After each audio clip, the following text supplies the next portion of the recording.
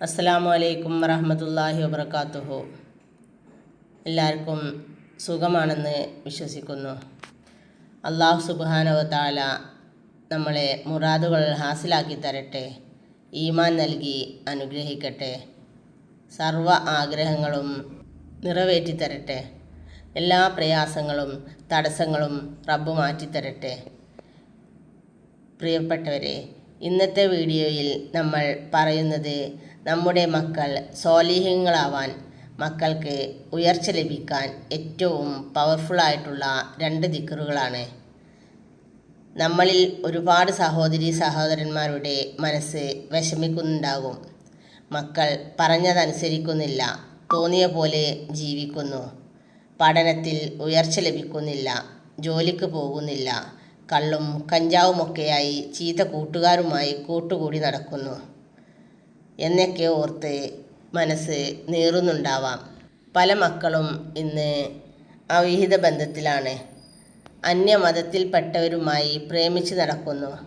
മക്കൾ ഇബാദത്ത് ചെയ്യുന്നില്ല, അല്ലാഹ് എന്നൊരു ചിന്ത മക്കൾക്കില്ല.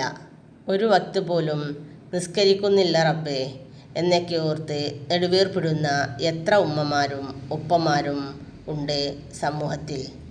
ഇനി പറയുന്ന ഈ 2 ശക്തിയേറിയ ദുആകൾ ജീവിതത്തിൽ പതിവാക്കുക. മാറ്റങ്ങളുണ്ടാകും. ഇൻഷാ അല്ലാഹ് മാറ്റങ്ങളുണ്ടാവട്ടെ.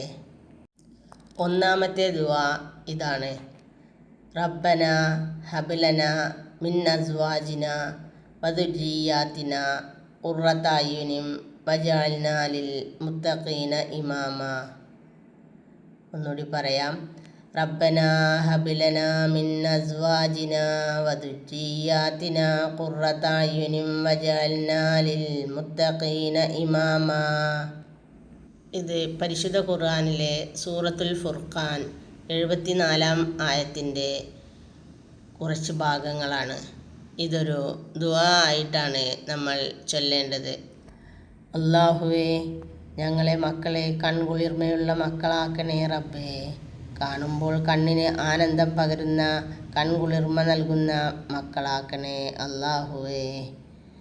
ഈമാനും തഖ്വയുമുള്ള യഥാർത്ഥ മുസ്ലിങ്ങളാക്കണേ റബ്ബേ എന്നാണ് ഇതിൻ്റെ സാരം.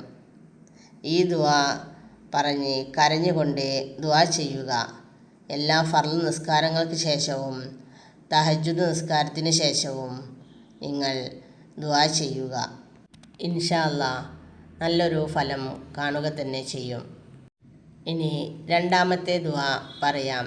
ഇത് ഇബ്രാഹിം നബിയുടെ പ്രാർത്ഥനയാണ്. ഇത് സൂറത്ത് ഇബ്രാഹിമിലെ 40-ാമത്തെ ആയത്താണ്. ഇത് ഇബ്രാഹിം നബി അലൈഹി ഇസ്ലാമിൻ്റെ വളരെ ശക്തിയേറിയ ഒരു ദുആയാണിത്.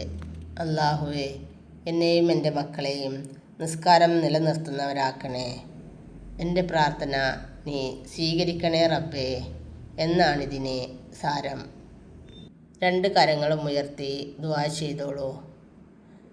മക്കൾ സ്വാലിഹീങ്ങളാവും ഇൻഷാ അല്ലാഹ്. അല്ലാഹുവേ, ഞങ്ങളെ മക്കളെ സൽസ്വഭാവികളാക്കണേ അല്ലാഹ്. പഠനത്തിൽ പുരോഗമനം നൽകണേ അല്ലാഹ്. ബുദ്ധികൂർമ്മത നൽകണേ അല്ലാഹ്.